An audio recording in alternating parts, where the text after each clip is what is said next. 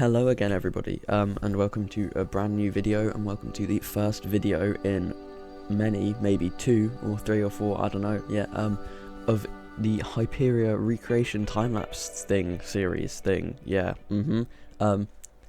so yeah, basically, I'm going to be attempting to recreate Hyperia as accurately as possible. It might not go very well, but yeah, so you may be wondering, why am I starting off at the Outer Bank?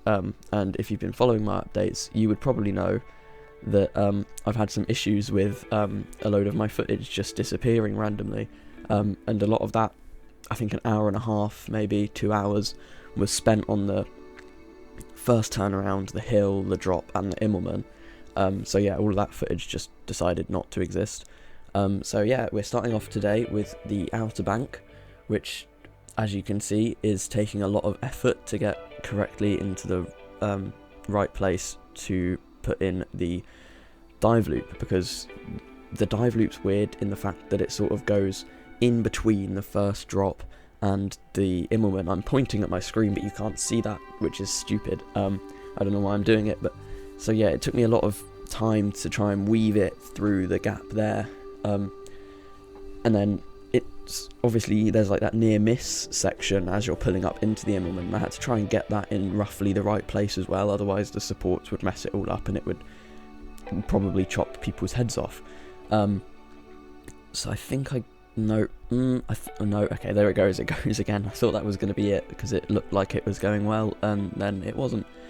I then decided to look at a couple of pictures to try and see whereabouts it sort of starts going up and where it starts going down, and at what point it's sort of like, so I think here is where I get it vaguely correct, maybe? I can't remember. I might just delete it all in a minute. This happens a lot during the time lapse.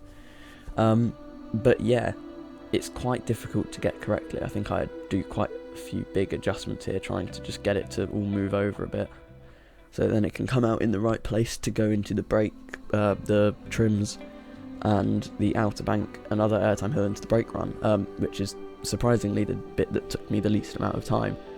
So I think I get it pretty decent there, and then I realise it's going like 10 miles an hour over the top of that, so I just adjust it a little bit because I don't, it's not at all realistic. I think it's a bit slow throughout the whole thing, so I might have to turn down the friction. I think I've still got the friction on 1. I don't know if that's what's accurate in this game, because I know that in the last game the most accurate friction was, I think, 0.8, I think was the most accurate friction for coasters in PC1. I can't really remember. But yeah, so in this first episode, I think it's just the layout. I build the layout and I colour it. So I put all the right colours on the right heights, or vaguely the right heights, because I'm not measuring anything. I'm not making it completely accurate with how it looks. I just want it to be pretty much accurate to the POV. So yeah, I think eventually this is where I actually decide that this is a good dive loop, and it comes out in roughly the right place as well, because it's sort of like the angle that it comes out is equal to the bottom of the Outer Bank's twisted drop thing, where that sort of levels out is the same angle as where the dive loop comes out. So that took me quite a while to perfect it, and then I obviously watched the POV. It's a bit wobbly. I managed to fix it on the actual hang time bit where it's actually upside down, but then as it's pulling out it's still a bit wobbly. I might try and fix that if I can, but it's really just quite difficult to.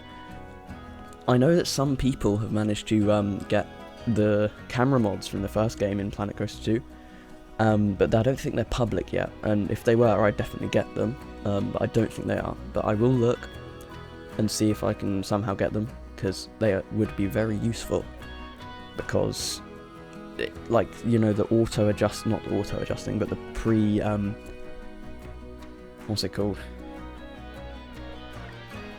Where it like adjusts to the element coming up before it actually happens, so it looks really weird. And it sort of like makes it look slightly smoother, or I think that's what the cause of the wobbling at the bottom there was, because it's sort of like it was wobbling a little bit during the banking, and the train was just trying to adjust to that either way. But I think with the camera mods it would either be better or it would be worse, and then it would make me adjust it. But yeah, that's pretty much all of the layout done now. Very short video, because obviously you couldn't see me build the first drop and everything. So yeah, I just adjusted the shaping on the outer bank, the twisted drop thing, because it went a little bit too far out. And then here I am colouring it all. So yeah, thank you very much for watching this extremely short episode. It doesn't feel like I've been talking for about 5.5 minutes, but I have, so I will now leave you with some cinematics and a POV so far. Goodbye.